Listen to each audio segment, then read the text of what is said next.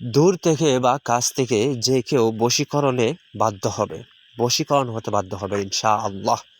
আসসালামু আলাইকুম ওয়া রাহমাতুল্লাহি ওয়া বারাকাতুহু। সুপ্রিয় দর্শক শ্রোতা, আজকে এমন একটি আমল নিয়ে আসছি, কোরআনী আমল, যে আমলের মাধ্যমে একজন মানুষ আপনার বাধ্য হবে, অর্থাৎ আপনাকে ভালোবাসবে এবং আপনার কথা মানতে শুরু করবে, যদি আপনার কথাটা হালাল পর্যায়ের হয়ে থাকে। যেহেতু আপনি পবিত্র মহাগ্রন্থ আল কুরআনের মাধ্যমে আমল করতেছেন, তাহলে অবশ্যই সেটা পজিটিভলি হতে হবে। পজিটিভলি হলে সেই ব্যক্তি কিন্তু আপনার ভালোবাসার একজন প্রিয় মাশুক হয়ে যাবে। আপনি আশেক হবেন, সে মাশুক হবে, অথবা সে আশেক হবে, আপনি মাশুক হবেন। দুজনের মধ্যে ভালো মহব্বত থাকবে, থাকবে না কোনো দ্বন্দ্ব। সে ব্যক্তি আপনাকে খুব মন থেকে ভালোবাসবে এবং আপনার কথা রাখার চেষ্টা করবে। তো যেহেতু কোরআনের আমল দিয়ে কাজটা হচ্ছে, সেক্ষেত্রে অবশ্যই আপনাকে কিছু জিনিস কিন্তু মানতে হবে। ভিডিওটা স্কিপ করা যাবে না, ভিডিওটা সম্পূর্ণভাবে দেখতে হবে, ঠিক আছে? প্রয়োজনে বারবার ভিডিওটা দেখুন, ঠিক আছে? প্রিয় বন্ধুগণ, দেখুন, একজন মানুষ, আপনি তাকে খুব পছন্দ করেন, খুব ভালোবাসেন, তাকে কাছে পেতে চান হালাল পর্যায়ে, হালালভাবে, কিন্তু সে আপনাকে টেক কেয়ার করছে না।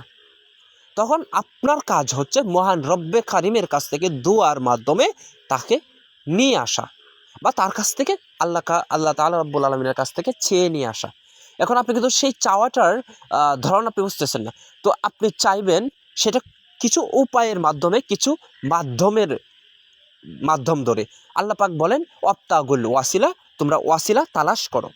তো সেই ওয়াসিলা ধরে আপনি কি করবেন? নিয়ে আসবেন। তো সেই ওয়াসিলার কথাই বর্ণনা করছি। প্রিয় বন্ধুগণ, তার আগে একটি কথা না বললেই নয়। যারা আমাদের এই ভিডিওটা এখনও লাইক কমেন্ট শেয়ার করেননি, তারা করে দেন, মাস্ট বি এটা করে দেন।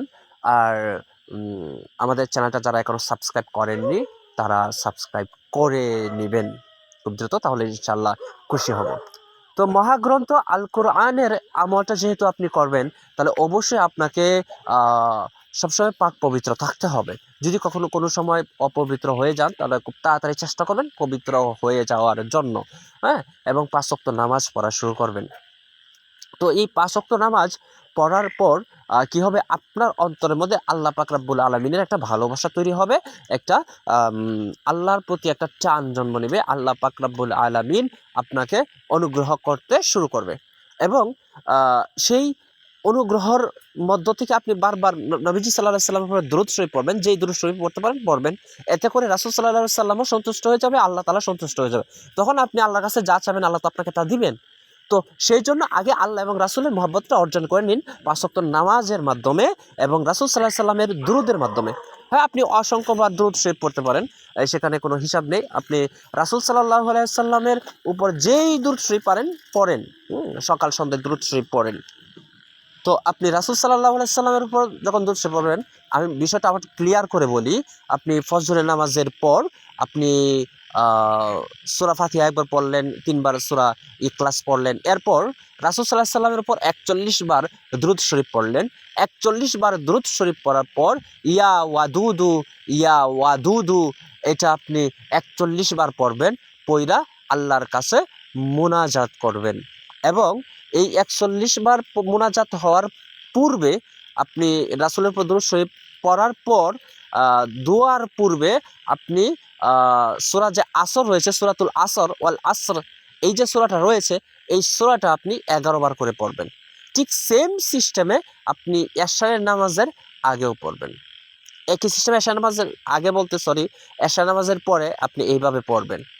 তো এই আমলটা করার পূর্বে আপনি কোনো একজন আলেমের কাছ থেকে, বুজুর্গর কাছ থেকে অনুমতি নিয়ে নেবেন। চাইলে আমার কাছ থেকে অনুমতি নিতে পারেন। যারা আমার কাছ থেকে অনুমতি নেবেন, তাদের নিচে একটা লিঙ্ক দিয়ে দিব। এই লিঙ্কের মাধ্যমে যোগাযোগ করে আপনারা অনুমতিটা নিয়ে নিতে পারেন।